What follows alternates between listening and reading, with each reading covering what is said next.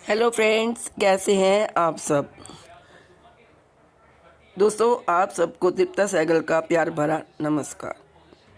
दोस्तों, जनवरी माह का जो त्यौहार आता है मकर संक्रांति, ये बहुत ही पवित्र त्यौहार है हिंदू पंचांग की दृष्टि से। हिंदू धर्म में इस त्यौहार को, इस मकर संक्रांति को बहुत ही पावन और महत्वपूर्ण माना जाता है। मकर संक्रांति के दिन सूर्य मकर राशि में प्रवेश करता है और उत्तरायण की शुरुआत होती है। इसे शुभ और सकारात्मक ऊर्जा का समय माना जाता है। पतंग उड़ाना मानो सूर्य देव को प्रणाम करने और आकाश की ओर सकारात्मक ऊर्जा भेजने का प्रतीक है। मकर संक्रांति पर दान स्नान का बहुत ही महत्व है। लेकिन दोस्तों, इस दिन पतंग उड़ाई जाती है। लोगों को ये लगता है कि इसके पीछे क्या लॉजिक है, मकर संक्रांति पर पतंग क्यों उड़ाई जाती है। तो दोस्तों, मकर संक्रांति पर पतंग उड़ाने के कई धार्मिक, वैज्ञानिक और सामाजिक कारण हैं, जिनमें सूर्य के उत्तरायण होने का जश्न, ठंड से राहत के लिए धूप सेकना, भगवान राम से जुड़ाव और खुशी व भाईचारे का प्रतीक शामिल है। यह परंपरा आत्मा की स्वतंत्रता और परमात्मा से मिलन की इच्छा को भी दर्शाती है, जो जीवन में उत्साह, आनंद और उन्नति का प्रतीक है। मकर संक्रांति पर लोग तिल दान करते हैं और मीठा दान करते हैं और गंगा स्नान भी करते हैं। आइए जानते हैं हम मकर संक्रांति पर पतंग क्यों उड़ाते हैं। सबसे पहले जानते हैं इसका धार्मिक और पौराणिक कारण। धार्मिक कारण ये है, पुराणों के अनुसार भगवान राम से ये संबंधित है। मान्यता है कि भगवान राम और उनके साथियों ने मकर संक्रांति के दिन पतंग उड़ाई थी, जो इंद्रलोक तक पहुंच गई थी और तभी से यह परंपरा शुरू हुई। अब जानते हैं आध्यात्मिक कारण।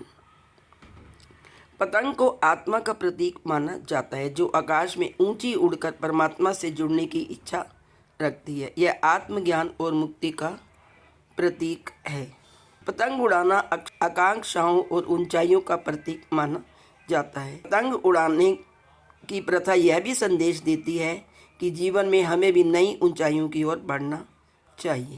और लोक मान्यता के अनुसार इस दिन देवता धरती पर आते हैं और रंग बिरंगी पतंगें उन्हें आकर्षित करती हैं। अब जानते हैं वैज्ञानिक और स्वास्थ्य संबंधी कारण।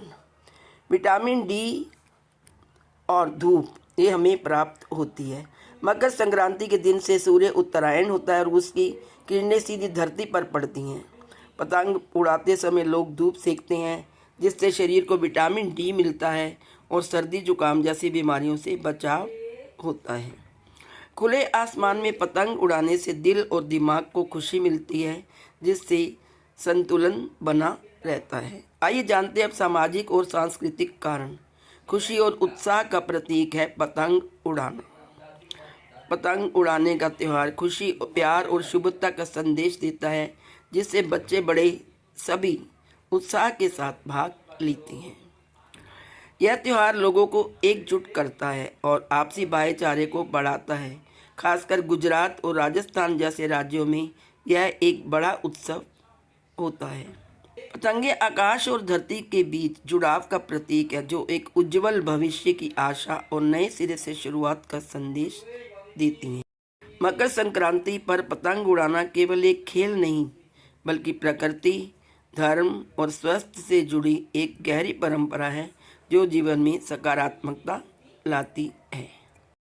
सर्दियों के बाद इस समय धूप लेना शरीर के लिए बहुत लाभकारी होता है। पतंग उड़ाते समय हाथ, गर्दन और आंखों की एक्सरसाइज भी होती है और माना जाता है कि इस मौसम में सूर्य की किरणें विटामिन डी देती हैं, जिससे हमारी इम्यूनिटी बढ़ती है। मकर संक्रांति फसल और कटाई का भी पर्व है। पतंगबाजी के जरिए लोग खुशी, उत्साह, सामूहिक उत्सव मनाते हैं। दिल्ली, उत्तर प्रदेश, राजस्थान और गुजरात जैसे राज्यों में यह परंपरा बहुत ही लोकप्रिय है। संक्षेप में दोस्तों, 4 पर्पस हैं मकर संक्रांति में पतंग उड़ाने के। पहला है सूर्योपासना, दूसरा है स्वास्थ्य लाभ, तीसरा है सामाजिक एकता और चौथा है जीवन में पॉजिटिविटी का आना, उसका प्रतीक है। तो दोस्तों, शायद आप इस वीडियो द्वारा आप जान गए होंगे, और जिन लोगों के मन में यह उत्सुकता रहती है कि आखिर मकर संक्रांति पर पतंगे क्यों उड़ाई जाती हैं, तो इस बात का आंसर इस वीडियो में आपको मिल गया होगा। तो आप सबको मेरी तरफ से मकर संक्रांति की हार्दिक शुभकामनाएं। यदि आपको वीडियो अच्छी लगे तो please like, share and subscribe. Thank you so much.